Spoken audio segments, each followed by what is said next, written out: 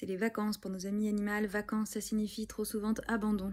100 000 chiens, chats et chats sont abandonnés chaque année en France. Donc, si vous voyez une chienne ou un chien, par exemple, seul dans l'espace public, vous partez pas du principe que c'est une chienne du coin qui se balade comme d'habitude. Non, il y a toutes les chances que ce soit une personne abandonnée. Donc, c'est l'été, vous lui proposez de l'eau dans un récipient, vous approchez en proposant votre main par en dessous de la gueule, vous essayez de l'approcher de manière sécuritaire. Là, vous regardez si cette chienne ou ce chien n'a pas un collier avec potentiellement un numéro de téléphone dessus que vous pourrez directement appeler. Vous pouvez regarder aussi sous l'oreille s'il y a éventuellement un tatouage. Normalement, c'est fini les tatouages, mais enfin dans certains pays européens, pas tout à fait. Donc vérifiez. Et s'il n'y a rien de tout ça, vous prenez quelque chose pour faire office de collier, ça peut être même un pull, une ceinture, n'importe quoi, pour pouvoir l'amener de manière sécuritaire, donc sans risquer que la chienne ou le chien soit écrasé par des voitures par exemple, jusqu'à la première gendarmerie ou alors commissariat ou alors cabinet vétérinaire.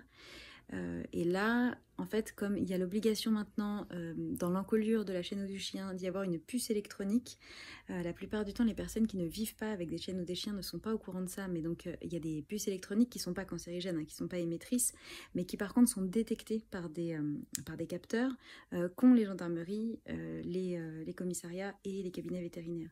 Et donc là, on va pouvoir regarder s'il y a une puce. Et s'il y a une puce, on peut retrouver le nom, l'adresse et le numéro de téléphone de l'humaine ou de l'humain, de la chienne ou du chien. Donc si elle ou il a été perdu, ça va être juste le déferlement de joie pour tout le monde. Faites cette bonne action, ça peut vraiment te faire la différence entre la vie ou la mort déjà, pour la chienne ou le chien, mourir de soif, de froid, de panique ou écrasé par une voiture. Et puis de désespoir ou de bonheur pour la famille humaine.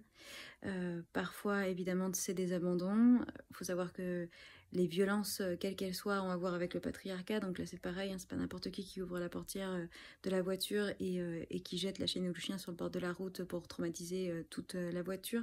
Voilà, c'est les conjoints violents qui font ça pour terroriser la mère et les enfants.